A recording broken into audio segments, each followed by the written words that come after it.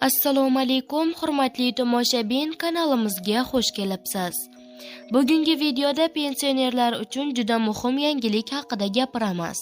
So'nggi paytlarda pensionerlar soliqdan ozod qilindi degan xabarlar ko'paydi, lekin bu masalada ko'pchilik bilmaydigan muhim shartlar bor. Agar xato tushunishni istamasangiz, videoni oxirigacha ko'ring. Agar sizga shunday aniq va tekshirilgan yangiliklar kerak bo'lsa, videoga like bosing va kanalimizga obuna bo'ling. Endi esa asosiy masalaga o'tamiz. Diqqat qiling, pensionerlar yer va mol-mulk solig'idan ozod etildimi?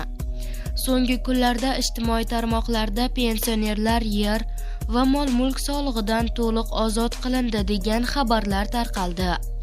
Soliq kodeksining 421-moddasiga ko'ra, pensionerlar mol-mulk solig'idan imtiyozga ega. Biroq bu imtiyoz faqat ularga tegishli turar joyga va uning 60 kvadrat metrgacha bo'lgan qismigina tatbiq etiladi. Yer solig'i masalasida esa bunday imkoniyat hamma pensionerlarga emas, balki faqat yolg'iz pensionerlarga beriladi. Qonunchilikda yolg'iz pensioner deb yolg'iz o'zi yoki voyaga yetmagan yoki nogironligi bo'lgan bolalari bilan yashovchi shaxslar tushuniladi. Imtiyozdan foydalanish uchun pensioner pensiya guvohnomasi yoki pensiya jamg'armasidan ma'lumotnoma, mahalla fuqarolar yig'ini tomonidan beriladigan ma'lumotnomani soliq organiga taqdim etishi yetarli, deyiladi xabarda. Xulosa qilib aytganda, pensionerlar uchun soliq imtiyozlari bor, ammo ular hammaga bir xil tarzda berilmaydi.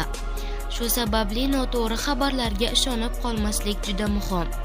Agar siz shunday aniq, qisqa va tushunarli yangiliklarni muntazam bilib borishni xohlasangiz, kanalimizga albatta obuna bo'ling. Videoni oxirigacha ko'rganingiz uchun rahmat.